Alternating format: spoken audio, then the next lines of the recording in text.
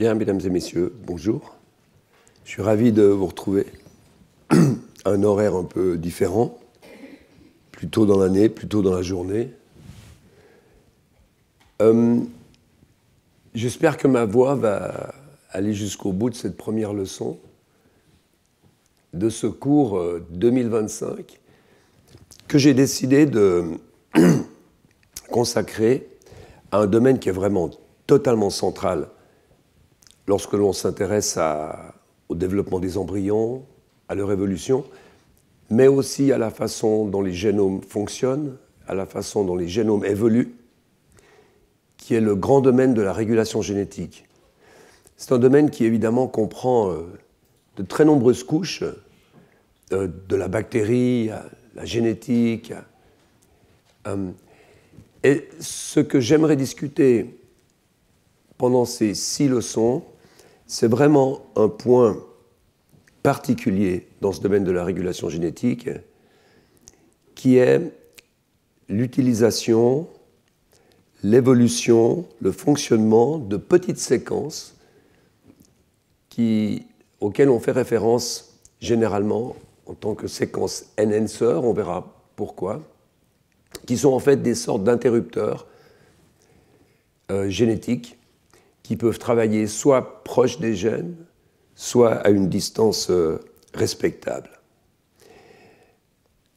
C'est un domaine qui m'est très cher personnellement, puisque c'est dans ce domaine que mon laboratoire a travaillé pendant pratiquement des décennies, travaille toujours.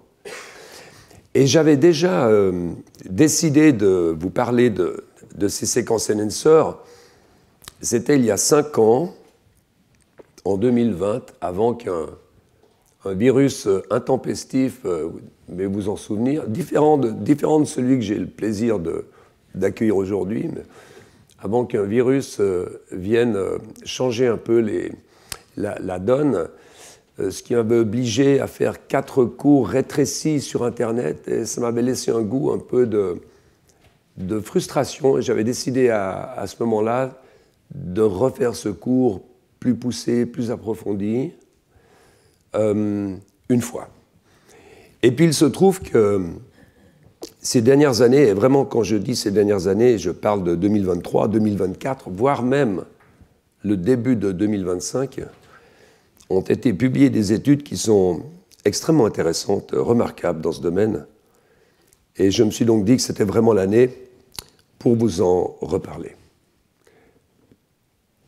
Voilà, je vais, comme les années précédentes, je vais commencer doucement avec les 2 premières leçons qui seront des leçons un peu d'introduction pour rappeler des concepts, pour introduire des mots, pour vous montrer comment ces enhancers ont été découverts, à quoi ils correspondent, comment on les trouve aujourd'hui, combien y en a-t-il, comment on estime qu'ils ont une capacité fonctionnelle. Et puis les 4 dernières leçons, alors on rentrera dans des choses un peu plus compliquées, dans des analyses de publications qui, vous le verrez, sont vraiment très très intéressantes.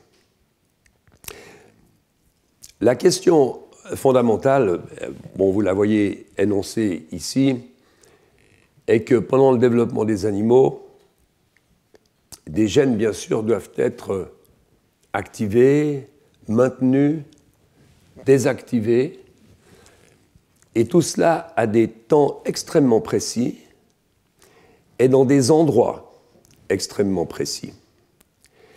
Et la question que les gens se posent depuis qu'on a découvert l'équivalence génomique, sur laquelle je vais revenir dans une minute, c'est quels sont les signaux qui sont capables de régler cette chorégraphie, en fait. Qu'est-ce qui détermine qu'un gène s'active à un temps T1, va se désactiver à un temps T2, etc. Eh bien, précisément, une des raisons principales de cette dynamique d'expression génétique se trouve dans la présence de ces séquences enhancer. Voilà, le cours va se diviser donc en 6 leçons, comme d'habitude, 2 leçons d'introduction. On parlera dans la 3e leçon des mécanismes qui sont capables de faire fonctionner ces séquences à des distances invraisemblables. On n'avait pas du tout imaginé dans les années 70-80 que des éléments de régulation de gènes se trouveraient très éloignés du gène lui-même. Et on verra pourquoi, en fait. Quelles sont les raisons pour lesquelles nos génomes ont conservé ces curiosités. Et puis, on parlera ensuite d'un topic qui est en train de ressurgir de façon récurrente d'ailleurs, tous les 10 ans, tous les 15 ans, c'est la place prépondérante que commencent à prendre les éléments transposables dans la régulation génétique. On a longtemps pensé que les éléments transposables, les transposons, avaient participé à l'évolution de nos génomes en transposant, mais on s'aperçoit aujourd'hui qu'en fait, ces éléments ont participé également à apporter des éléments de régulation à certains gènes proches desquels ils ont transposé. Et puis, on verra ensuite une étude extrêmement intéressante sur la grammaire des enhancers, c'est-à-dire ces séquences d'ADN, comment reconnaissent-elles, comment sont-elles reconnues par des protéines? Quels signaux, quelles séquences d'ADN particulières? Est-ce que l'on peut utiliser de l'intelligence artificielle, de l'apprentissage profond, pour aller essayer de comprendre cette grammaire et de produire des enhancers synthétiques qui permettraient dès lors de retourner peut-être sur des nouvelles avenues thérapeutiques, de pouvoir exprimer un gène, de pouvoir décider, voilà, cette séquence d'ADN devrait pouvoir s'allumer, devrait pouvoir allumer le gène cible à côté, exactement dans ce type cellulaire, à ce temps précis. Et puis finalement, on parlera un peu d'évolution. Peut-on comprendre d'où sortent ces séquences enhancers? Comment ont-elles évolué? Et comment ont-elles évolué en groupe? Comment se fait-il, comme nous allons le voir, comment se fait-il qu'on trouve quelque part dans le génome soudainement un groupe de ces séquences enhancers? Est-ce qu'elles fonctionnent ensemble? Est-ce qu'elles sont additives? Est-ce qu'elles sont synergistiques? Voilà. Avant de commencer, j'aimerais encore vous rappeler que pour ceux d'entre vous qui sont intéressés alors vraiment aux data primaires, il y aura le colloque de secours le 11 avril 2025, un colloque auquel participeront, je dois vous dire, pratiquement l'ensemble des leaders européens de cette recherche sur les enhancers. Alors ce ne sera peut-être pas d'un niveau extrêmement de vulgarisation extrême, mais si ça vous intéresse, n'hésitez pas, venez à ce colloque. Voilà. Donc,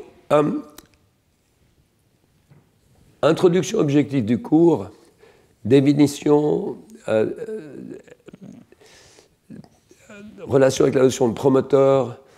Je vais quand même vous rappeler, peut-être ça va ennuyer quelques-uns d'entre vous, mais vous redonner quelques bases vraiment fondamentales de ce qu'on appelle la transcription, parce qu'autrement on ne comprendra pas de quoi je vais parler. Donc pour ceux d'entre vous qui vraiment suivent ces choses et les comprennent, eh bien, excusez-moi pour l'heure qui va, pour les 30 minutes qui vont suivre. Voilà.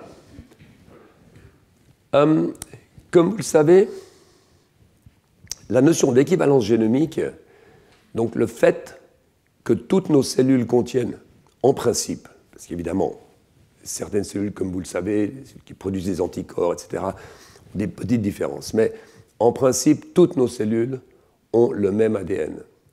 Ça nous paraît totalement trivial aujourd'hui. Ce n'est pas quelque chose qui était trivial il y a un siècle. Et la découverte de l'équivalence génomique, qui est une découverte dont on ne parle pas beaucoup, mais qui est absolument fondamentale, a induit tout un nombre de questions qui, aujourd'hui, ne sont pas encore résolues. C'est-à-dire, si toutes les cellules ont le même ADN, comment se fait-il qu'elles ne soient pas toutes pareilles? Voilà. Alors, elles ne sont pas toutes pareilles, on le sait pourquoi. Parce que chaque cellule, chaque groupe de cellules implémente un type de régulation génétique différent. Donc le complément de gènes qui sont exprimés, et par conséquent, les constituants en protéines sont différents d'une cellule à l'autre. Comment l'expression d'un gène peut-elle s'insérer dans la temporalité de l'embryon? C'est la question que je posais tout à l'heure. Comment décider quand un gène va s'activer, quand un gène va se désactiver, qui évidemment est aussi une question absolument critique, puisque parfois on ne peut pas laisser un gène continuer à faire son travail, qui aurait été bénéfique pour la cellule pendant un moment, mais qui devient délétère après. Donc il faut absolument l'arrêter. Et puis, comment déclencher la transcription d'un gène particulier dans un type cellulaire particulier? Donc il y a ces deux questions, la question du temps et la question de l'espace. On verra en fait que ce sont deux questions qui sont liées de façon très intime.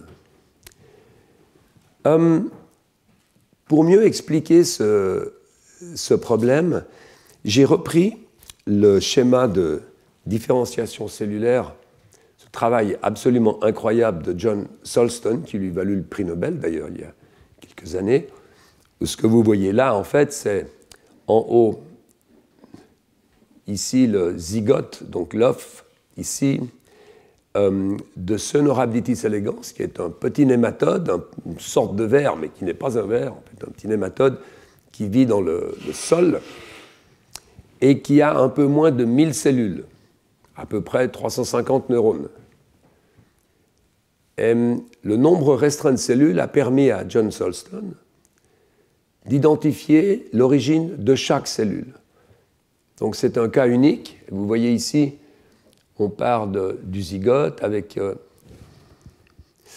avec une division en deux cellules, ici, puis division, etc., etc. J'ai déjà eu l'occasion de vous en parler. C'était une vraie révolution en biologie du développement, notamment puisque ça a permis de voir que certaines cellules disparaissaient de façon active, toujours les mêmes, ce qu'on appelle l'apoptose. C'était la définition de l'apoptose, qui, comme vous le savez, est un phénomène absolument critique, notamment lorsque l'on parle du cancer, etc. Je vous remonte ce schéma pour ici superposer quelque chose qui est totalement fictif, qui est quelque chose que j'ai coloré moi-même, où l'on voit cette cellule qui dérive de cette cellule, qui dérive de cette cellule, qui ici va se diviser en deux, et cette cellule-là va activer un gène. Ce gène va rester activé. Par contre, lors de cette division, cette activation ne va tenir que dans une des cellules filles. L'autre cellule ici va désactiver le gène. Et puis ce gène va continuer à être exprimé. Nouvelle division. Cette fois, il va rester exprimé dans cette cellule, il va s'arrêter dans celle-ci. Il va continuer à être exprimé, et puis il va s'arrêter. Ce qu'on appelle une trajectoire d'expression. Et aujourd'hui, on arrive expérimentalement, et je vous montrerai quelques détails, à pouvoir suivre ces trajectoires d'expression, à pouvoir suivre des cellules, à voir leur progéniture, cellules filles, cellules petites filles, et de mettre par-dessus ces trajectoires d'expression, de voir qu'un gène va être activé, maintenu ou désactivé.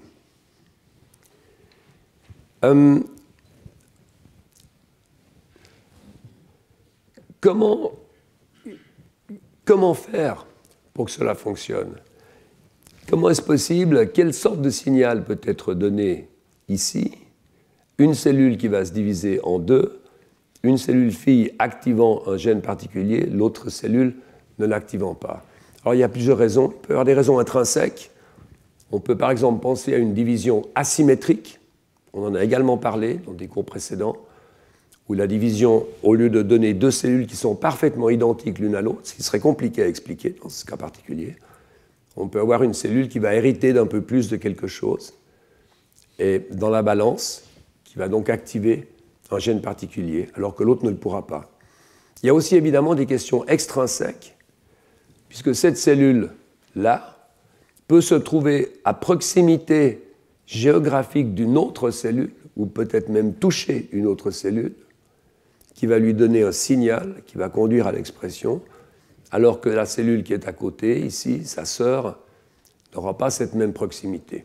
Donc il peut y avoir les deux facteurs, il peut même y avoir une combinaison entre ces deux facteurs. Mais la transmission du signal, le fait que soit toucher une cellule, soit hériter de quelque chose de la cellule mère, la transmission du signal doit passer par une séquence particulière qui va reconnaître ce signal et qui va dire au gène « on y va ». D'accord ? C'est ce type de séquence, des séquences enhancer, dont je veux vous parler. J'ai parlé de séquences interrupteurs. Alors, on utilise parfois ce terme d'interrupteur en français.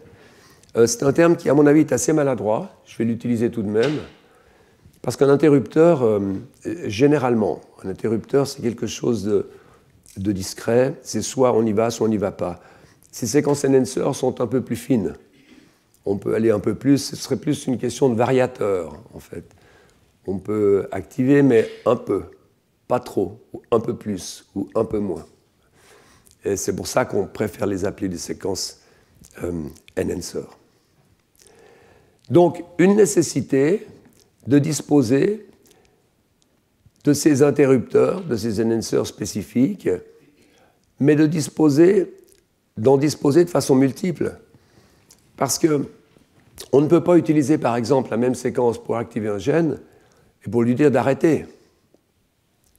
Donc il faut avoir une séquence pour activer, il faut avoir une séquence pour arrêter.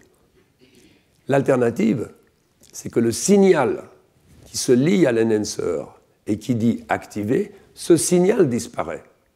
Donc là, on a un arrêt de l'activation. Généralement, on va avoir des séquences qui vont être plutôt activatrices, plutôt répressives. Alors on peut le voir dans cet exemple-là, que je vous remonte. Ici, cette cellule qui exprime, en se divisant, va devoir arrêter l'expression. Là encore, on peut penser à des raisons intrinsèques, ou on peut penser à des raisons extrinsèques. Peut-être que cette cellule maintenant est positionnée à un endroit, il y a un gradient de molécules externes, par exemple, qui va faire que ça va s'arrêter. Ou on peut penser à quelque chose d'interne à la cellule. Alors, la nécessité de la présence de ces enhancers, en fait, si on y réfléchit un peu, elle s'explique par l'évolution de nos génomes.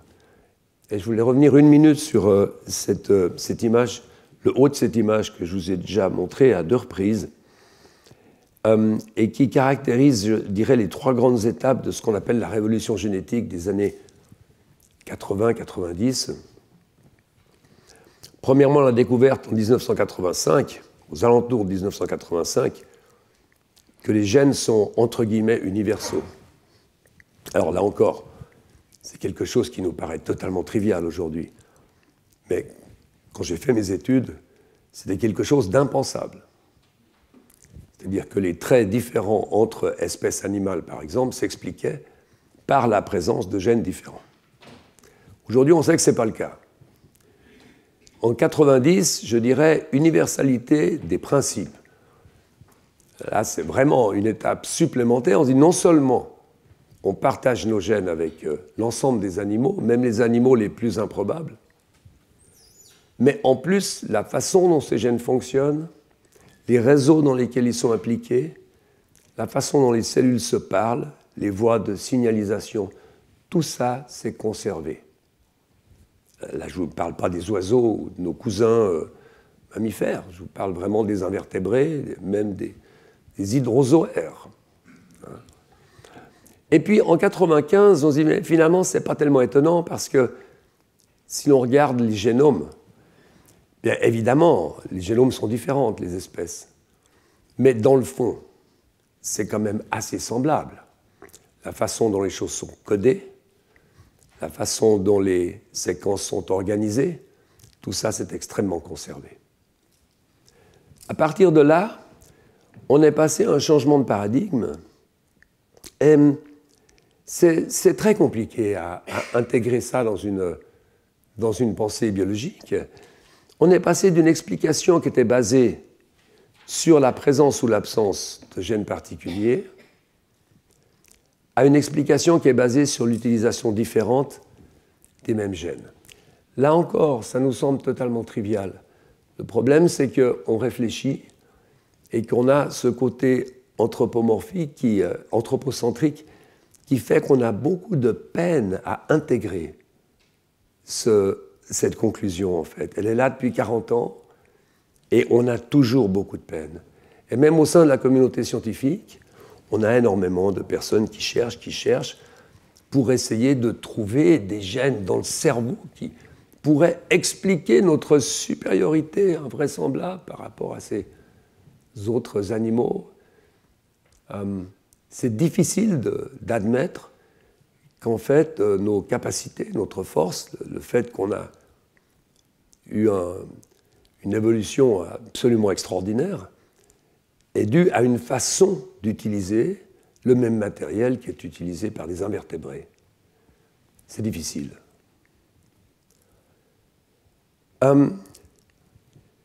Lorsque l'on revient sur ce petit nématode qui a 950 cellules, eh bien, on s'aperçoit que son génome contient 15 000 gènes, comme en gros tous les génomes des invertébrés. Ça peut varier un peu, mais que ce soit des mouches, des insectes, des crustacés, peu importe, on est toujours un peu en dessous de 20 000 gènes. Et puis lorsque l'on regarde le génome d'Homo sapiens, ou de n'importe quel vertébré finalement, on est toujours un peu en dessus de 20 000 gènes. 22 000, sauf des espèces qui sont polyploïdes, évidemment, ça existe, les poissons. Et donc la question c'est, mais pourquoi comment c'est possible que nous ayons réussi à développer une telle complexité, notamment dans notre système nerveux, mais pas que, avec un nombre de gènes qui est relativement comparable à celui des nématodes, c'est-à-dire des animaux qui n'ont guère que 360 neurones. Et la réponse à cette question, en fait, transparaît déjà des études des années 70, finalement, comme je vais vous le montrer, mais s'appuie sur vraiment trois piliers différents. Premièrement, il y a eu une complexification des structures géniques. Vous savez qu'un gène peut donner plusieurs ARN dans certains cas, selon, une fois de plus, la présence de séquences particulières d'ADN. Et donc on a des structures géniques chez les vertébrés qui sont généralement un peu plus complexes que ce que l'on trouve chez d'autres animaux. Évidemment, si vous pensez qu'un gène peut donner 3 ARN différents plutôt qu'un, ça fait 3 protéines différentes, ou peut-être même plus, avec des combinatoires. Si ces protéines peuvent être modifiées après par des composés chimiques qui se rajoutent, etc., on augmente la complexité de façon presque logarithmique, en fait. Il y a aussi évidemment une complexification des réseaux de gènes, comment ces gènes, ces protéines communiquent entre elles, etc. Mais une des raisons principales, c'est celle que j'ai mise en rouge ici, c'est la diversification des fonctions géniques. C'est la pléiotropie et la multifonctionnalité. Autrement dit, si on fait du plus compliqué avec le même nombre, on va demander aux gènes de faire plus de travail, c'est-à-dire ces gènes vont être réutilisés dans des contextes multiples. Ces notions de variation dans la régulation, plutôt que de variation dans la structure, en fait, elles remontent, comme je vous le disais, aux années 70. Alors, je mentionne Alan Wilson et Marie-Claire King, parce que c'est des gens qui ont fait un travail formidable dans cette publication en 1975, où ils disent mais les macromolécules, les protéines, sont tellement semblables entre les humains et les chimpanzés que seules des mutations de régulation peuvent expliquer les différences. À ce moment-là, on n'a absolument aucune idée de la structure des génomes, etc. Donc c'est vraiment une étude très très intéressante. Et puis bien entendu, à droite, François Jacob, dans sa conférence de Berkeley en 1977, où il propose cette idée de bricolage de l'évolution, où il dit que c'est une question de régulation, pas de structure. Alors évidemment, François Jacob avait l'avantage d'avoir beaucoup travaillé dans la régulation génétique, puisqu'il l'a pratiquement découverte en utilisant les bactéries, et en utilisant un opéron, l'opéron LAC, sur lequel je vais revenir, puisqu'on va parler du gène LAC-Z à satiété dans quelques minutes. Alors cet empilement successif de fonctions, ce recrutement d'un gène de développement particulier, je m'aperçois que j'ai oublié de vous dire une chose importante sur cette notion de gène de développement, en fait. C'est quelque chose qu'on utilise souvent et qui est absolument antinomique de ce que je suis en train de vous dire. C'est-à-dire que ces gènes sont utilisés pendant le développement, mais très souvent plus tard réutilisés chez l'adulte. Et donc on a tendance à appeler ces gènes des gènes de développement. Ces gènes n'existent pas.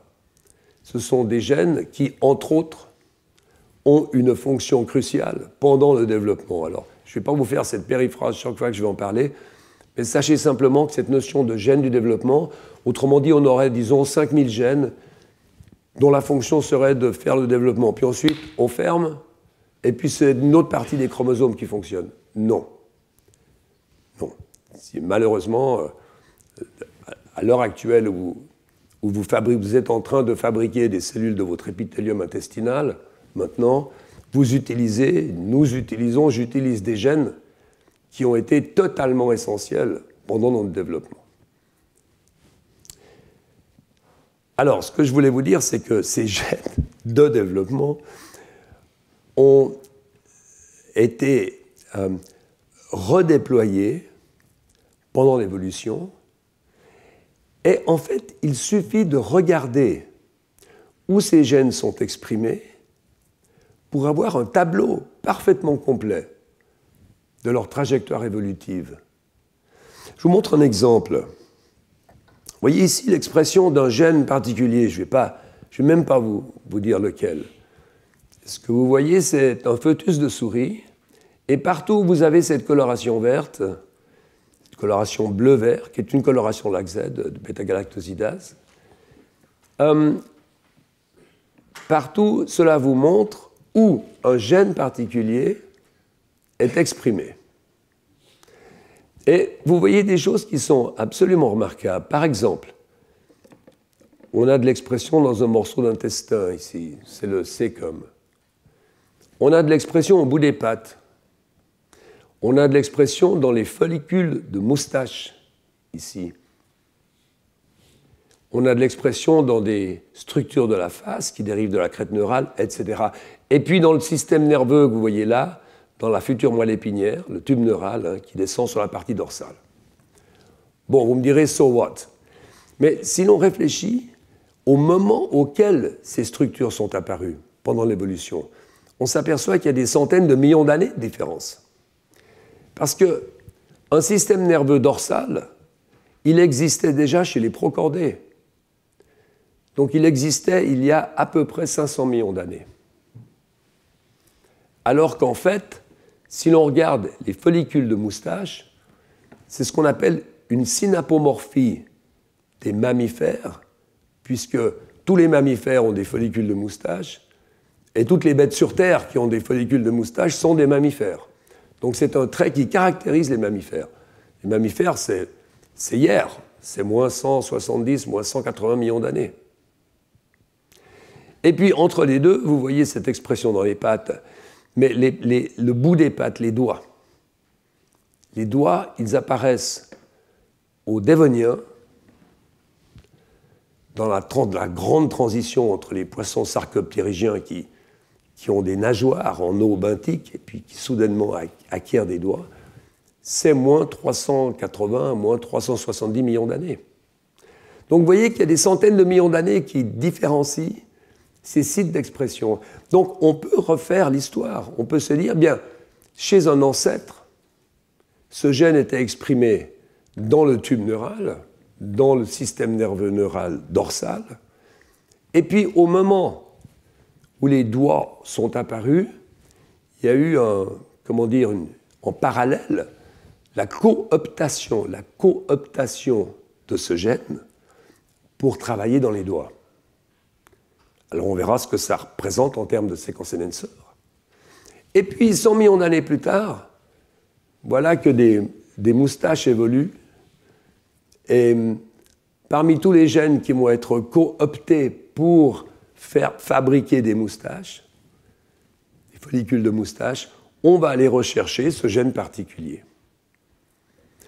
Donc lorsque l'on compare un paysage de régulation, comme je vais vous le montrer dans l'image suivante, lorsque l'on compare le génome avec un gène et le paysage de régulation, où on voit tous les enhancers, on peut en quelque sorte assigner à chaque enhancer une date d'apparition.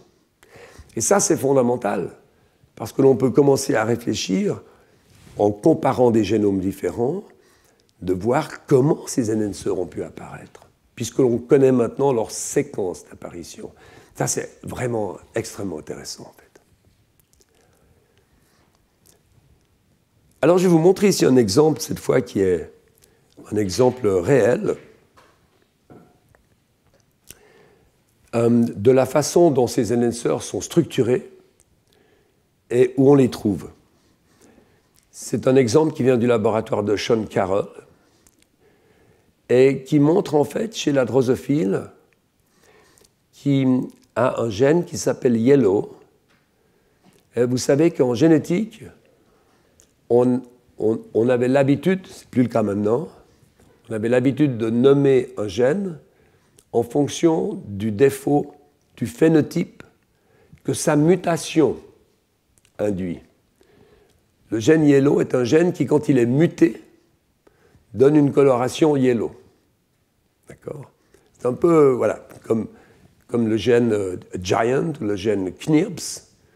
Ce sont des gènes qui, quand ils sont mutés, vous donnent des mouches mal fichues. Ce gène yellow, il a un promoteur ici, comme nous le verrons dans quelques minutes, et puis il a deux séries de séquences en amont sur l'ADN, une série de séquences qui travaillent dans l'abdomen et une série de séquences qui travaillent dans l'aile. Donc, dans la situation normale, on a un haut niveau d'expression de ce gène yellow dans l'abdomen, donc l'abdomen est foncé, puisque c'est la mutation qui donne yellow. D'accord ? Et puis on a un bas niveau d'expression dans l'aile, ici, ce qui fait que l'aile est transparente. Lorsque vous induisez un gain de régulation, c'est-à-dire que vous rajoutez un élément de régulation ici, un facteur supplémentaire vient se lier, qui fait que dans l'aile, l'expression est boostée. Eh bien, on va avoir une tache qui va apparaître sur l'aile. Cette régulation-là ne change pas, donc l'abdomen ne va pas changer.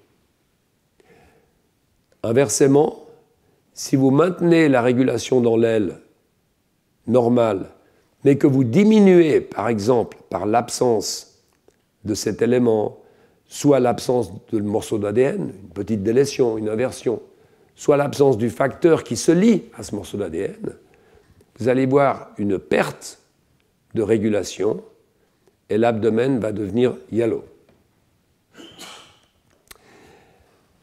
C'est un exemple que j'aime beaucoup montrer parce que on peut se dire, oui, mais so what? Qu'est-ce que ça peut faire un point noir sur une aile? Et ça fait beaucoup, parce qu'en fait, pour les drosophiles, ça peut être un signal de reconnaissance, par exemple pour les parades nuptiales, qui fait que la simple différence d'une petite séquence enhancer en amont d'un gène peut peu à peu commencer à séparer, à faire un phénomène de spéciation, parce que ces mouches vont plutôt reconnaître, certaines mouches vont être plus heureuses en voyant des petits spots noirs sur les ailes, et c'est quelque chose que l'on trouve de façon naturelle, en fait. On va trouver des espèces de drosophiles qui auront des taches noires, des taches sur les ailes. Donc là, on commence à faire le lien, non seulement entre la présence ou l'absence de séquences enhancer et de traits évolutifs, mais je dirais même du fonctionnement de certaines de ces séquences. Un peu plus, un peu moins. On peut avoir une tache, plusieurs taches, une tache plus foncée, une tache moins foncée.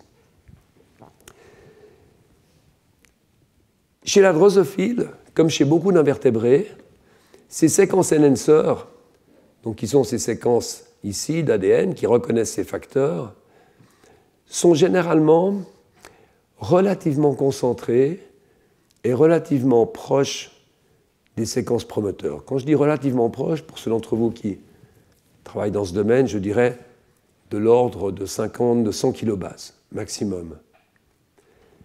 C'est assez remarquable parce que chez les vertébrés, on a une situation qui est relativement différente. En fait, il se trouve que chez la mouche, la concentration de gènes par unité de longueur d'ADN est relativement plus élevée que chez les vertébrés. Chez les vertébrés, on trouve très souvent des gènes qui se trouvent au milieu de ce qu'on appelle des déserts, des gene deserts, qui étaient qualifiés comme tels à l'époque. Quand je dis à l'époque, c'est il y a une quinzaine d'années. Ça vous montre à quel point les choses évoluent rapidement, avant qu'on s'aperçoive que ces déserts, en fait, étaient remplis de séquences de régulation. Donc on est passé d'un système où le gène était tout puissant, là on remonte à l'école bactérienne de Pasteur, où le gène était tout puissant, avec quelques petits éléments promoteurs de régulation, à une vue de la régulation génétique aujourd'hui qui est totalement inversée. Bien sûr, le gène est important, parce qu'il va faire une protéine. Donc c'est important de l'avoir, le gène. Mais ce qui est plus important, c'est que ce gène est flanqué par des collections de séquences de régulation qui vont permettre l'activation à tous ces temps différents. Je vous montrais dans les follicules de moustache, dans les pattes, dans les intestins, dans le système nerveux dorsal. Je vous montre ici un exemple. C'est une revue qui avait été publiée en 2013. Et croyez-moi, c'était relativement nouveau. C'est vous montrer encore une fois à quel point les choses changent rapidement dans ce domaine. 10 ans avant 2013, on parlait encore de junk DNA, donc de DNA poubelle, c'est-à-dire les 98% pratiquement d'ADN qui ne contenait pas de gènes. On se disait, bah, c'est de l'ADN poubelle, on ne sait pas à quoi ça sert, donc ça ne doit pas servir à grand-chose. On s'aperçoit aujourd'hui qu'en fait, l'ADN poubelle est probablement beaucoup plus important que l'ADN non poubelle. Ce que vous voyez sur cette image, en fait, c'est ici un gène en noir, avec la région promotrice ici, et puis toutes ces petites barres qui s'étalent sur une mégabase, c'est-à-dire une distance qui est à peu près 10 fois plus grande que la distance moyenne chez la drosophile, en gros, eh bien vous voyez que ce sont des éléments enhancer. Et ce que vous voyez là, en fait, c'est une certaine réalité. Ce n'est pas quelque chose qui a été dessiné au hasard.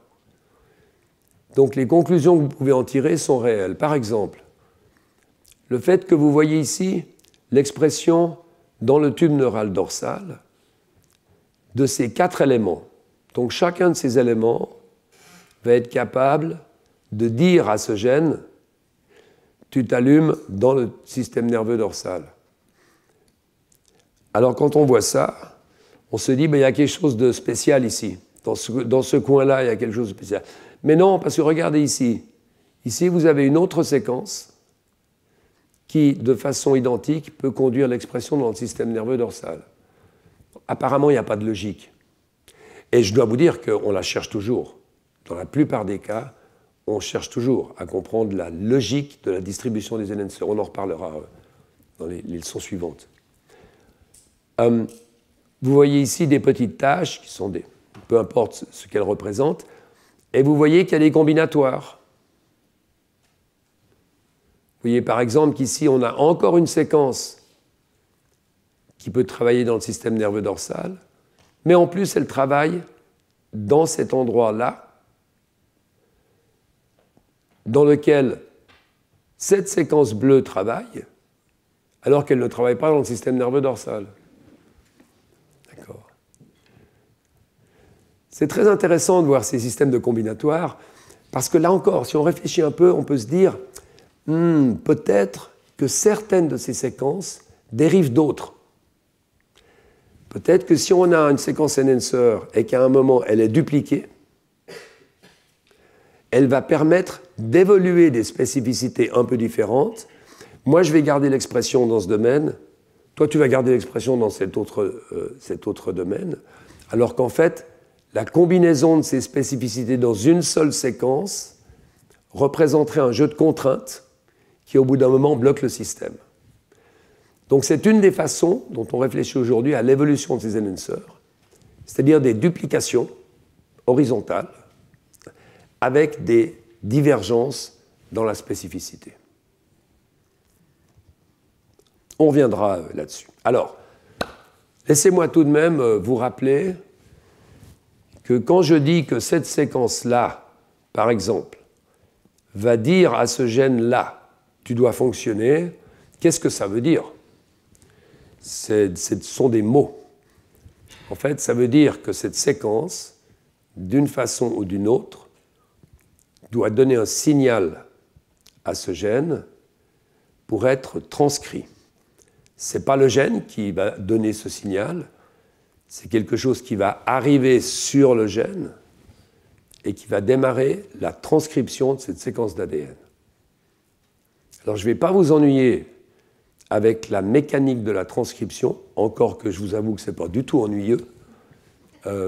C'est un peu rude, mais je pense que c'est tout de même utile de vous rappeler les quelques bases simplement nécessaires pour essayer de visualiser comment ces enhancers fonctionnent. Et pour commencer, la chose principale, c'est qu'est-ce que c'est que la transcription? La transcription, c'est la copie d'une des deux molécules d'ADN en molécules d'ARN. C'est la production d'un ARN. Vous voyez ici un morceau de chromosome dans le noyau qui est en magenta. Ici, vous avez un chromosome. Et puis, là, vous avez un gène.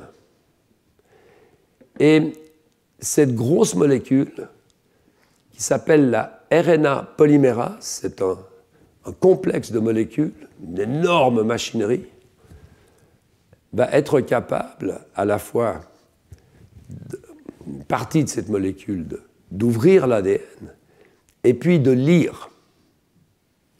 Alors, vous vous souvenez sans doute que pour chaque base d'ADN, ici, eh bien, on va rajouter la base complémentaire. Donc là, l'ARN va être une copie complémentaire de la séquence d'ADN, sauf que ce qui caractérise les ARN, sauf qu'on va utiliser une base pyrimidique différente, plutôt que la thymine, on va utiliser l'uracile. Donc plutôt qu'on ait une agrégation entre la thymine et l'adénine, qui sont donc les deux bases qui sont complémentaires dans l'ADN, on va remplacer cette base T par une base U. C'est ce qui caractérise les ARN, en fait. Cet ARN, vous le voyez là, c'est une molécule simple brun, évidemment, puisqu'elle est copiée que d'une molécule d'ADN. Et cette molécule va d'abord apparaître comme un transcrit non processé, c'est-à-dire une grande molécule d'ARN. Et puis il va se passer dans le noyau une série d'événements pour enlever de cet ARN certaines séquences qui ne sont pas utiles, qui sont même délétères à la production de la protéine. C'est des séquences qui sont codées par les régions introniques du gène. Et je vais revenir sur ce point parce que de façon extrêmement curieuse, une très très grande quantité d'enhancers se trouve dans les régions introniques des gènes voisins du gène qu'elle régule. Pourquoi quelques hypothèses qu'on pourra discuter. Donc on a ce phénomène qu'on appelle un phénomène d'épissage, c'est-à-dire cette grande molécule d'ARN va perdre certains morceaux, et puis on va produire un ARN final, on va consolider la fin, qu'on appelle la partie 3', on va consolider le début, qu'on appelle la partie 5', pour que ce soit stabilisé, et puis une fois tout cela fait, on envoie ça dans le cytoplasme, et dans le cytoplasme, cet ARN va être pris en charge par une autre machinerie encore plus complexe qui va donc copier ou traduire cette molécule d'ARN en protéines, en rajoutant des acides aminés qui correspondent à 3 bases d'ARN. D'accord ? Voilà, ça, c'est vraiment le très, très basique.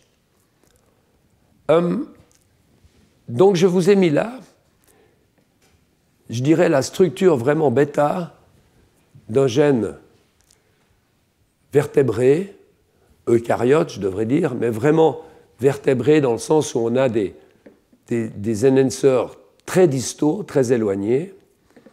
Vous avez ici la séquence promoteur, en vert,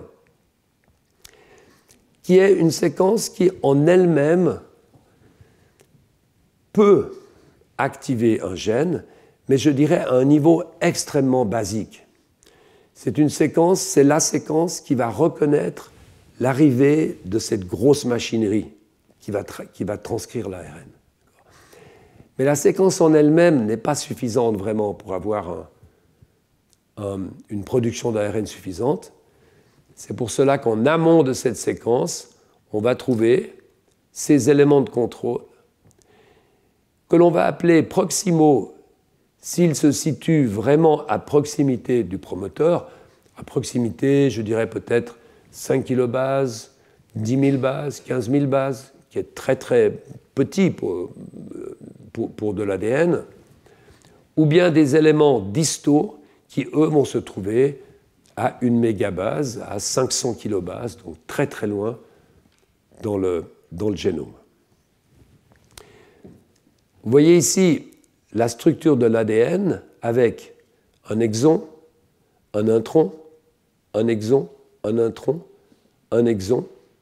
Ici, un signal poly-A qui veut dire on arrête pour l'ARN, hein, c'est un signal de fin, on va rajouter une queue de A, enfin, peu importe.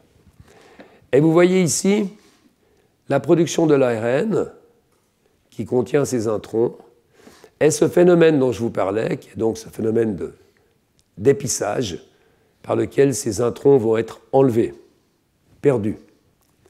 Et on a ici l'ARN final, modifié dans sa partie terminale, modifié dans sa partie proximale, et cet ARN va être, cet ARN messager, cette fois, va être exporté pour fabriquer des protéines. Quand on parle de régulation de gènes eucaryotes, en fait, on parle de deux choses qui sont assez différentes. Et on a, je dirais, alors c'est un peu réducteur, mais je dirais qu'on a quand même deux grandes catégories de types de régulation.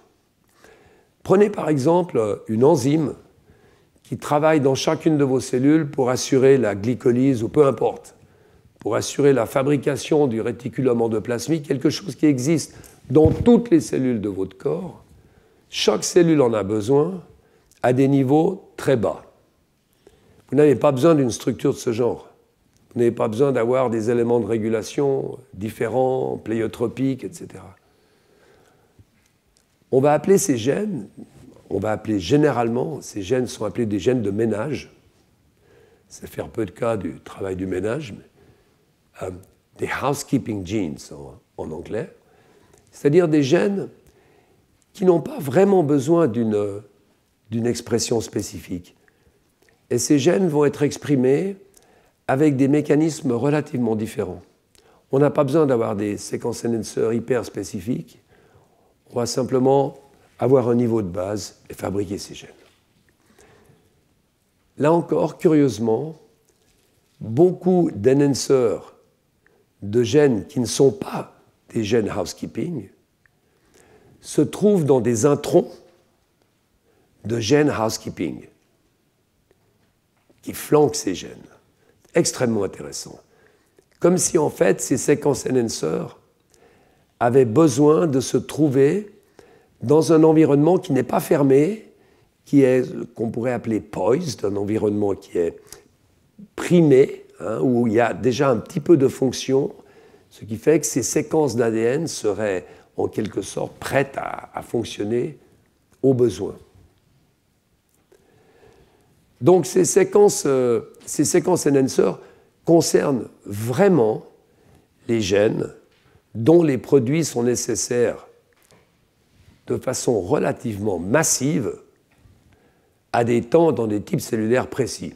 Vous vous souvenez, l'image que je vous ai montrée de ce fœtus avec ce bleu, c'est quand même fort. Je veux dire, c'est pas de la petite expression. On est vraiment dans des situations où soudainement, dans un type cellulaire, quelque part, il faut y aller. C'est pas vraiment, il faut vraiment produire pour pouvoir passer sur cet état de différenciation cellulaire. Puis ensuite, cette énorme machinerie, il faut l'arrêter. C'est pas simple d'arrêter une machinerie comme ça. D'où évidemment la nécessité de disposer de ces interrupteurs. Et ce sont ces interrupteurs qu'on appelle les séquences enhancers. Alors, un tout petit mot sur l'histoire. C'est toujours intéressant de regarder un peu comment ça s'est mis en place. Dans les années 80, début des années 80, beaucoup de laboratoires qui font de la biologie moléculaire travaillent sur des virus, parce que c'est vraiment le matériel de choix.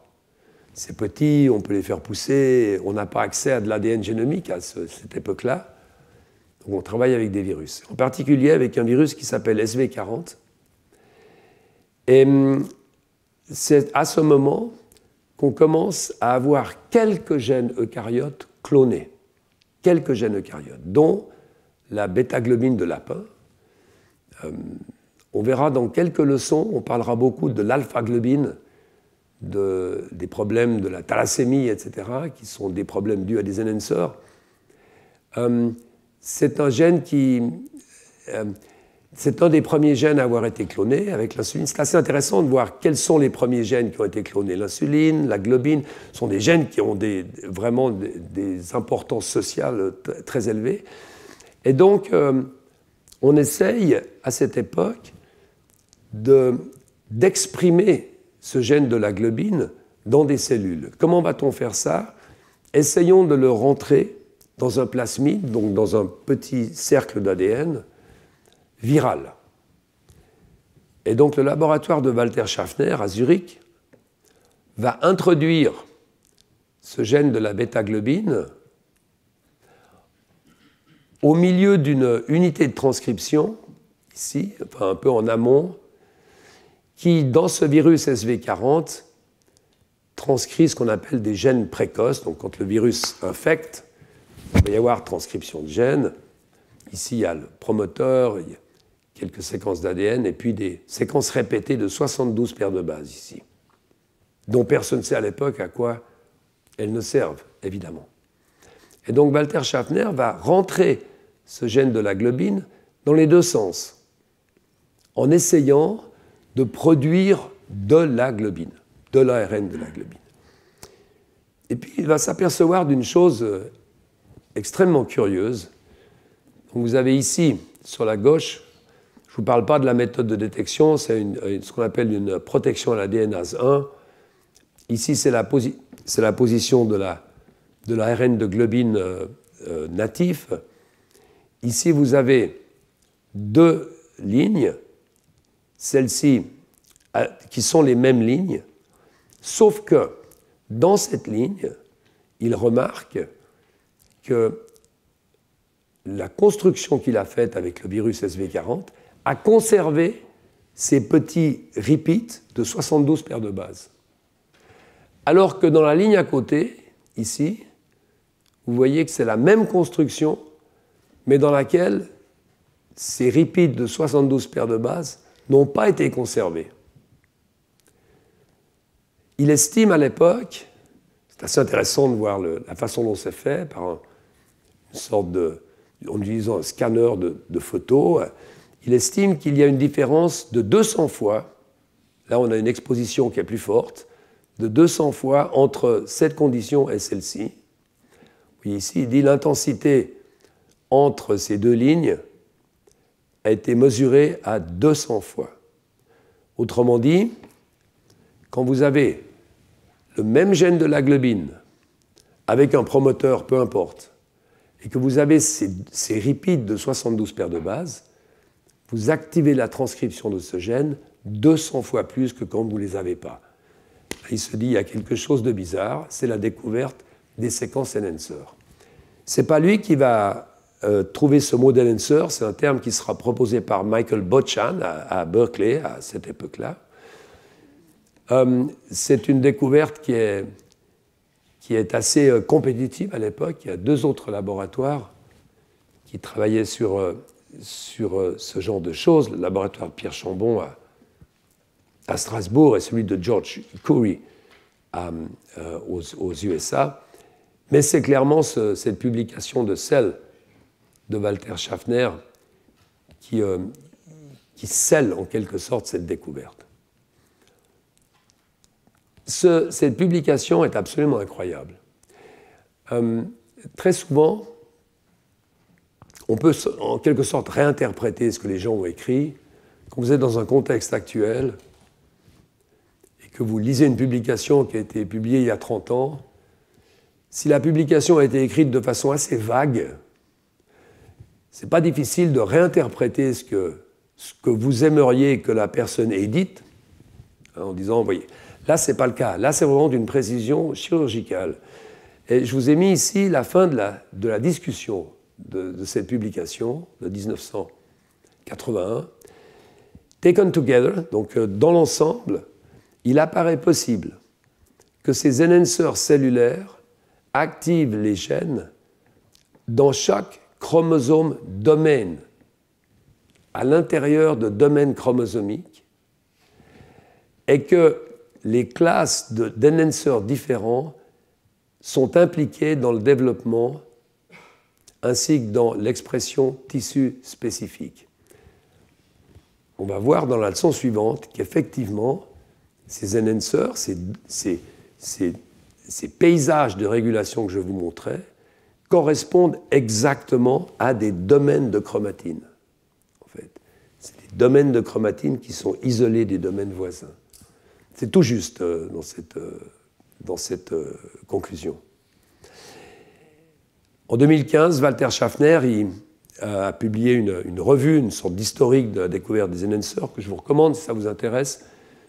Et il propose ce schéma, qui est un schéma qui résume bien la situation. Simplement, un promoteur, un gène, ici très simple, 2 exons, un intron, des enhancers que vous pouvez avoir soit en amont, soit en aval, peu importe. Pourquoi peu importe? Parce que l'ADN linéaire, c'est une représentation graphique. Dans la vraie vie, l'ADN n'est pas linéaire, c'est une pelote. Donc que vous soyez ici ou là, c'est la topologie générale qui compte, ce n'est pas la position. Par contre, vous voyez ici des éléments qu'il appellera des silencers, donc par opposition aux enhancers. Aujourd'hui, en fait, on aurait presque tendance à dire des enhancers négatifs, finalement, des enhancers qui lient des répresseurs, par abus de langage. Et puis ici, en brun, ces deux barres qui représentent justement les frontières d'un domaine chromatinien qui fait en sorte que tout se passe bien à l'intérieur de ce domaine. Il ne faut pas que des enhancers voisins viennent activer des gènes pour lesquels ils n'ont pas été préparés. Parce que si les enhancers peuvent activer des gènes cibles à 1 mégabase, c'est formidable. Mais ça veut dire que comment fait-on pour ne pas activer les gènes qui ne doivent pas être activés à 1 mégabase? Donc ça pose un problème supplémentaire. Et une des réponses à ce problème, c'est de compartimentaliser la chromatine. On verra que c'est une façon relativement efficace de séparer les régulations. Alors, la pléiotropie, ce que je vous montrais tout à l'heure avec ce foetus, avec ces sites d'expression multiples, c'est quelque chose que l'on confond souvent avec la multifonctionnalité, ce qui n'est pas un gros problème pour moi, en fait, mais c'est cette capacité d'un gène de pouvoir être actif dans des tissus différents à des temps différents, alors que la multifonctionnalité est plutôt définie comme une protéine qui pourrait avoir des fonctions différentes dans des tissus différents. C'est quelque chose ça touche plutôt les puristes, mais je pense qu'il faut simplement qu'on s'entende que quand je parle de pléiotropie ou de multifonctionnalité, je fais référence au concept qu'un gène particulier peut avoir des fonctions différentes dans des tissus différents, dans des cellules différentes, à des temps différents. Ce concept de pléiotropie, il est assez intéressant en fait. On a l'impression qu'il est récent, mais pas du tout. C'est un concept qui est le mot pléiotropie, est proposé par Ludwig Platte, qui est un étudiant de Ernst Haeckel à Jena. Il va appeler ça I call a unit of inheritance pléiotropique si plusieurs caractéristiques en dépendent. Ces caractéristiques apparaîtront toujours ensemble et seront donc corrélées. En fait, on a là la définition d'un syndrome en médecine, c'est-à-dire des problèmes génétiques qui apparaissent toujours ensemble et donc qui sont corrélés. Et Hans Grünberg, en 1938, lui qui est un peu picky, en fait, va dire oui, attention, la pléiotropie, on a deux types de pléiotropie. On a une pléiotropie qui est vraiment authentique et qui est basée sur l'épissage différentiel. Autrement dit, un gène peut donner des protéines différentes. Et puis une pléiotropie fallacieuse qui dit qu'un gène peut fonctionner dans des endroits différents.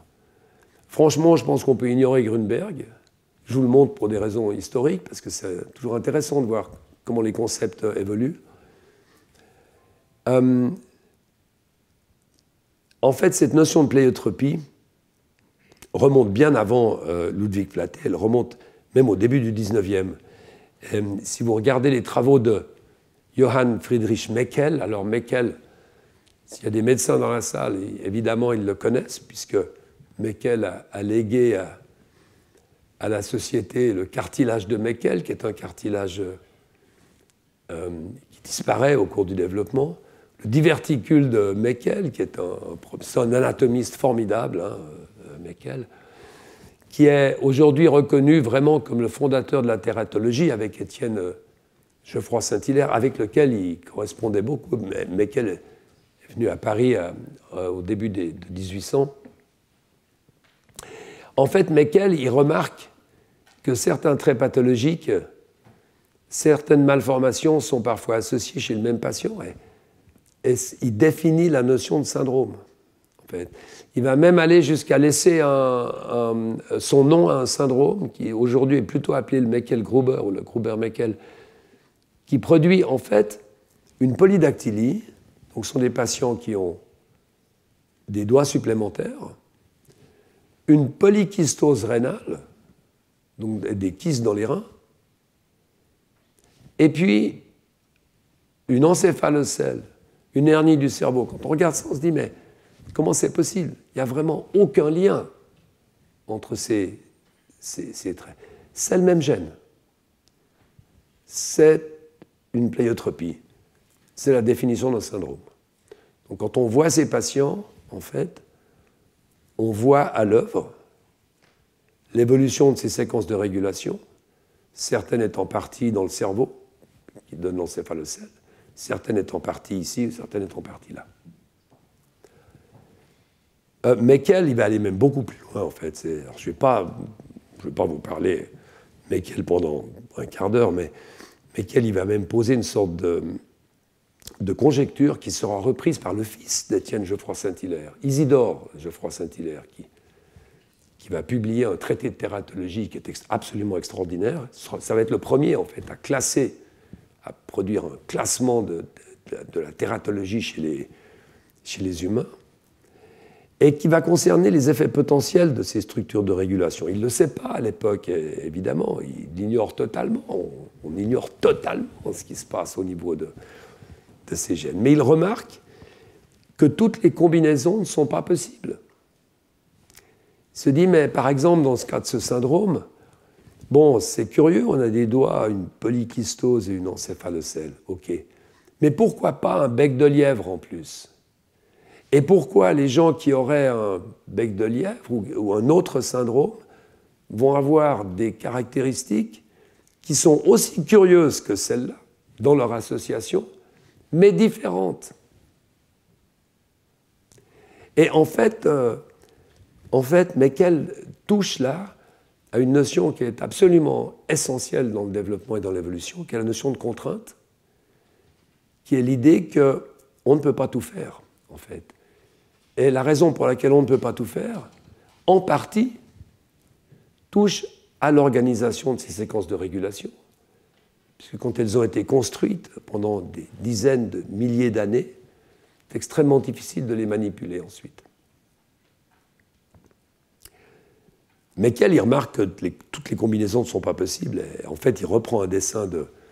Bon, je ne vais pas vous ennuyer avec Meckel, mais regarde, je vous montre ce dessin parce qu'il est magnifique. C'est un des fameux monstres xiphodymes d'Isidore Geoffroy-Saint-Hilaire. Alors, quand vous regardez ce dessin, on voit ici un serpent, ce sont tous des monstres xiphodymes, des duplications de la tête. On se dit, mais c'est curieux, comment la tête peut se dupliquer? Meckel, pas du tout. Meckel, il se dit, mais comment est-ce possible qu'on ne trouve pas des monstres à 3 têtes? Parce qu'on n'en trouve pas. C'est là qu'on rentre quand même dans une façon de penser qui est un peu nouvelle, finalement, de se dire qu'il y a des incongruités, mais il y a aussi des impossibilités. Et qu'en fait, le développement embryonnaire, avant tout, c'est une suite d'impossibilités. L'embryon doit suivre une trajectoire qui est faite d'impossibles. Alors, comment trouver, comment valider ces fameuses séquences enhancers? Bon, historiquement, toujours actuellement d'ailleurs, historiquement, c'est par comparaison de séquences. Pourquoi? Ben, c'est très simple. On se dit, si on compare une séquence d'ADN entre les oiseaux et nous, eh bien, ce qui est maintenu, ce qui est resté, doit être utile. C'est ce que l'évolution n'a pas pu enlever, ça doit être utile. Alors, qu'est-ce qui est utile? Les séquences codantes, les gènes. Et puis, s'il y a d'autres séquences qui sont conservées, elles doivent bien servir à quelque chose. Donc, peut-être, ce sont des séquences de régulation.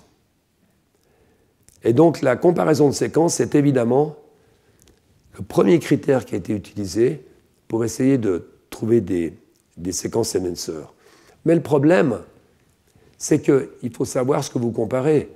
Parce que dans les années 80, 90, 2000, même jusqu'aux années 2000X, comparer des génomes entiers, c'était compliqué. Donc il fallait savoir que les morceaux d'ADN que vous comparez sont en fait des morceaux orthologues, c'est-à-dire les mêmes morceaux dans des espèces différentes.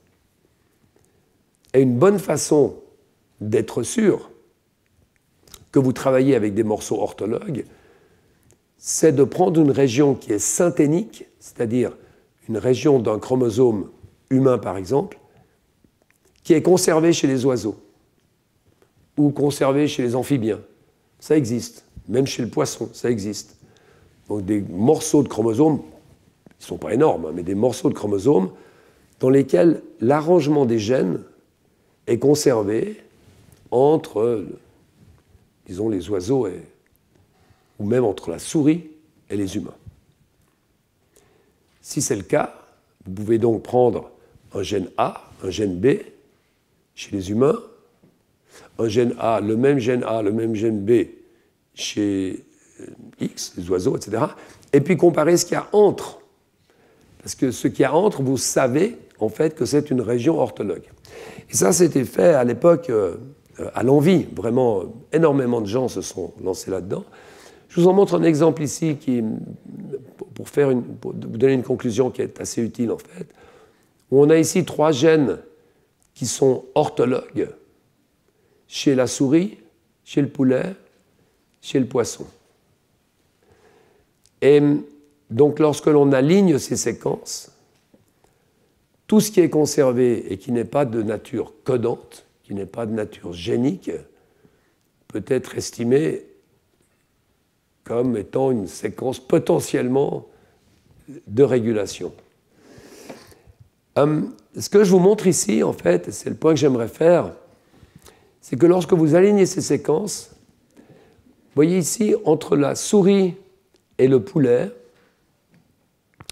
vous avez une distribution de ces conservations de séquences qui est beaucoup plus longue que lorsque vous rajoutez le poisson. En fait, les logiciels qui étaient utilisés à cette époque étaient vraiment extrêmement amateurs. Mais par exemple, si vous regardez cette partie-là, uniquement cette partie-là, bien, il est clair que ce n'est pas significatif. Donc la raison pour laquelle ces étoiles existent ici, donc vous avez une conservation de ces bases d'ADN, c'est parce que ici, vous avez une très bonne conservation, et donc vous avez un alignement qui se fait et qui va rechercher d'autres séquences un peu plus loin. Mais si vous ne regardiez que ces séquences plus loin, ça ne sortirait pas, évidemment. Okay. Mais si vous regardez l'homologie avec le poisson, ici, avec le poisson zèbre, vous voyez qu'en fait, on ne conserve qu'une partie de cette séquence. Par exemple, cette région-là, qui est très conservée entre la souris et le poulet, on ne la trouve pas chez le poisson. Et ça, c'est intéressant à 2 égards. C'est intéressant d'un point de vue évolutif, parce qu'on se dit, on peut commencer à réfléchir sur les motifs qui pourraient être reconnus, quelles sont les protéines qui reconnaissent, les facteurs qui reconnaissent ces motifs. Mais c'est aussi intéressant parce que ça permet d'utiliser cette augmentation de divergence comme en fait un moyen de focaliser sur la région la plus importante de cette conservation de séquences. On se dit, mais si ces séquences sont conservées jusque chez les poissons, c'est que vraiment, elles doivent être utiles. Vraiment, elles doivent lier un facteur absolument clé pour la régulation de ces gènes. Donc c'est comme ça que ça fonctionnait à l'époque. Aujourd'hui, on utilise des approches qui sont beaucoup plus moléculaires. Je vous en parlerai la prochaine fois. Mais j'aimerais vous montrer comment, une fois ces séquences ici isolées, on peut essayer de mettre en œuvre un test fonctionnel pour vérifier que ce sont effectivement des séquences de régulation. Et ça fait appel à des systèmes qu'on appelle des systèmes reporters, dans lesquels on va introduire ces séquences en amont d'un promoteur, peu importe finalement, d'un promoteur qui fonctionne, et puis d'un gène qui nous permet d'avoir un readout clair. Il y a actuellement deux grands systèmes. Un système qui est basé sur le gène LAC-Z, qui est en train de disparaître, pour des raisons que je vais vous expliquer, et puis un système qui est basé sur des gènes qui produisent de la fluorescence. Et je vous montre ici les deux qui sont utilisés dans la même expérience, où on a ici un gène particulier avec schématiquement deux enhancers.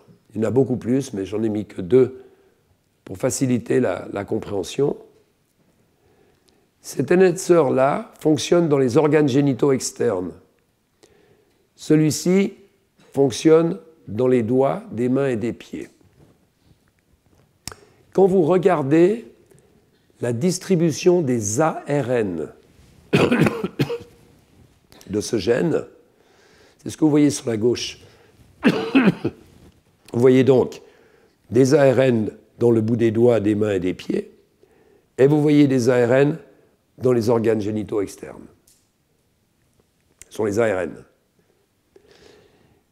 Quand vous prenez cette séquence-là, qui est la séquence qui en principe devrait conduire l'expression dans les doigts des mains et des pieds, et que vous la mettez en amont d'un promoteur avec une fluorescence, vous injectez cette construction dans une souris, et vous voyez maintenant que vous avez une fluorescence très forte dans le bout des doigts des mains et des pieds, alors que, on ne le voit pas très clairement, mais il n'y a aucune fluorescence dans les organes génitaux.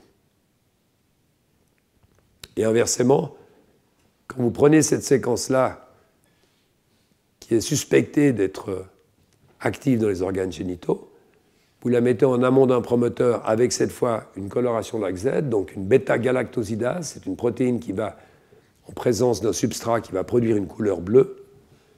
Eh bien, vous voyez maintenant que vous avez une coloration extrêmement précise dans les organes génitaux externes, mais que vous n'avez absolument rien dans le bout des doigts. Donc, ce n'est pas qu'on a un petit peu ou un peu de... Non, rien. C'est tout ou rien. Cette séquence-là fonctionne 100% dans les doigts, 0% dans le tubercule génital. Cette séquence-là fonctionne 100% dans le tubercule génital, 0% dans les doigts.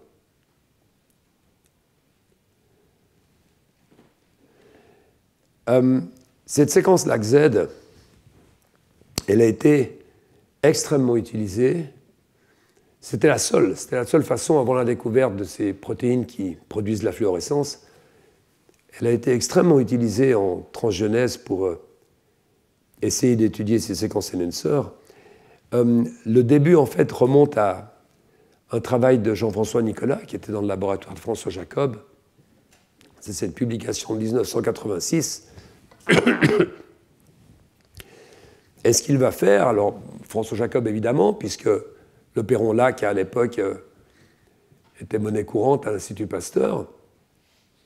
Et donc ce que va faire Jean-François Nicolas, c'est de prendre ce gène LAC-Z, qui donc code pour cette protéine bêta-galactosidase, le mettre dans un virus, souvenez-vous, un autre virus, mais un virus, parce qu'à l'époque c'est comme ça qu'on essayait de produire ces protéines, et d'injecter ce virus, qui est un virus qui produit une leucémie chez la souris, qu'on appelle le Maloney Murine Leukemia Virus, et d'injecter ce virus dans des embryons de souris, alors une façon assez dure, hein, puisque c'est une injection intra-utérine dans le fœtus, à 7 jours, entre 7 et 11 jours. Donc on anesthésie la souris, on fait une incision et on injecte. Et puis il va trouver des cellules qui vont se développer de façon clonale, vous voyez ici, donc plusieurs cellules qui dérivent d'une même cellule, dans la peau par exemple, et qui vont, après réaction chimique en utilisant un substrat et de la bêta-galactosidase, vont produire cette coloration bleue. Ça, c'est une publication donc, qui ne concerne pas des enhancers, en fait, qui concerne directement l'injection de ce gène LAC-Z dans des fœtus de souris, mais c'est vraiment la première publication qui va montrer l'utilisation potentielle de ce gène LAC-Z pour étudier des domaines d'expression chez la souris. C'est une vraie révolution, en fait.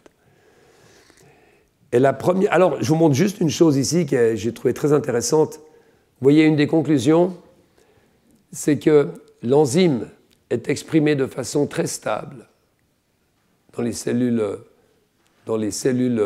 filles des cellules infectées pour plusieurs générations en absence de pression sélective.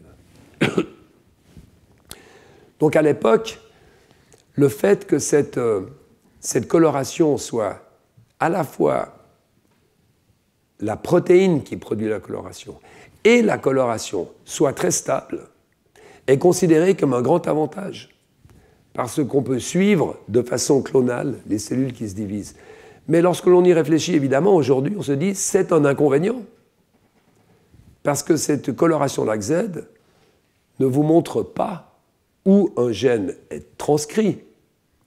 Elle vous montre où un gène est transcrit ou où un gène a été transcrit. D'accord ? Dans les cellules mère, grand-mère, arrière-grand-mère de la cellule que vous regardez. Donc on ne peut pas tirer de conclusion sur le fait que les cellules colorées sont des cellules qui expriment le gène particulier. Mais je dois vous dire toutefois que ça a été vraiment une révolution et que une grande partie des choses que l'on sait aujourd'hui sur le fonctionnement de ces enhancers dérivent de l'utilisation de ce gène LAC-Z.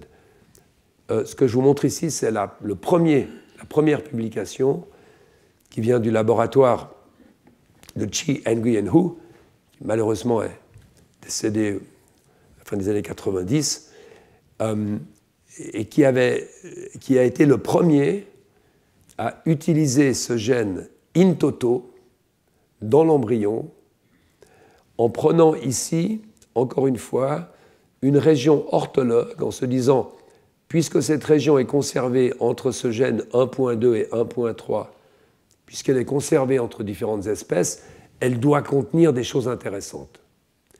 Alors prenons toute cette région et mettons-la en amont d'un gène LAC-Z avec un promoteur, injection dans la souris, et vous voyez que ce fœtus est perméabilisé, coloré, et on voit effectivement que cette région-là est capable de conduire l'expression d'un gène dans une partie du système nerveux dorsal qui correspond exactement, on l'a su par la suite, à l'endroit où ces gènes 1, 1, 1, 3, etc. sont exprimés. Ça, c'était vraiment la première publication qui a validé l'utilisation de ce système de reporter pour étudier les enhancers.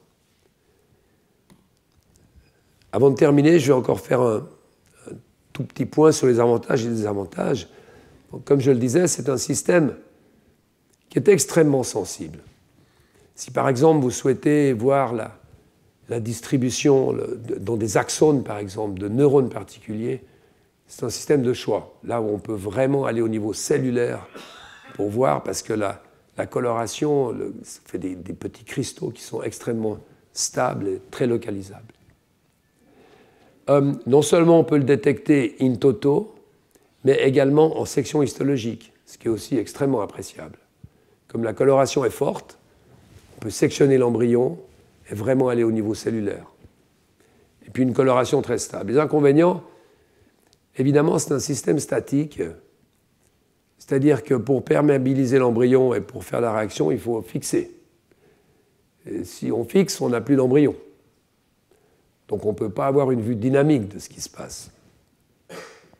La pénétration de la fixation, elle est assez bonne dans les embryons très précoces. Plus on va tardivement, plus c'est compliqué d'introduire les substrats à l'intérieur du foetus. Et donc on va avoir un biais dans la révélation de la coloration. Et puis évidemment, c'est une coloration très stable, donc c'est un avantage, mais c'est un inconvénient. Et puis il n'y a qu'une seule couleur. Alors si l'on compare avec les systèmes de fluorescence, actuellement, on a plusieurs couleurs. On a des protéines fluorescentes qui sont déstabilisées intentionnellement pour qu'on ne les voit que dans les cellules qui les produisent, pas dans les cellules filles. Mais par contre, c'est vrai aussi que généralement, on a une localisation cellulaire qui n'est pas aussi bonne, et puis on a un signal qui n'est pas aussi fort. Alors, le grand avantage de la fluorescence, c'est bien entendu qu'on peut suivre, parce qu'on n'a pas besoin d'avoir un embryon mort, donc on peut suivre la dynamique de l'expression, et puis ça permet aussi de trier des cellules avec un trieur de cellules selon la fluorescence. Je vous montre une dernière image pour aujourd'hui qui est un travail qui illustre bien parfois le problème d'utiliser le gène LAC-Z comme reporter dans certains types d'études. Vous voyez sur la gauche ici un foetus qui est coloré pour de l'ARN d'un gène particulier qui est un gène qui pulse, donc qui est exprimé, non exprimé, exprimé, non exprimé, exprimé, non exprimé. Et il pulse dans ces bandes que vous voyez là, qui sont l'endroit où se forment les somites, c'est-à-dire l'endroit où se forment les segments qui vont faire notre corps, hein, qui vont faire nos vertèbres, qui vont faire, etc. D'accord ? Donc c'est quelque chose qui descend vers le bas, comme ça, et puis ça pulse ici, ça pulse, ça pulse, ça pulse, ça pulse. Donc là, vous avez les ARN, et lorsque vous regardez la distribution du LAC-Z, quand vous rentrez un gène LAC-Z à l'intérieur de ce gène, ou peu importe, eh bien vous voyez que vous avez l'impression que ça remonte beaucoup plus haut que dans le cas de figure du wild type. Pourquoi? Parce que simplement, une fois que vous l'exprimez dans ce qui pulse en bas, ça va rester parce que c'est stable. Donc en fait, vous avez une vue de la dynamique de l'expression de ce gène qui est totalement erronée.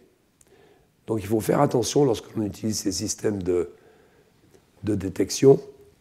Et c'est une des raisons pour lesquelles aujourd'hui, vraiment, on utilise principalement les systèmes de fluorescence. Et j'en discuterai la semaine prochaine. Voilà, je vous remercie.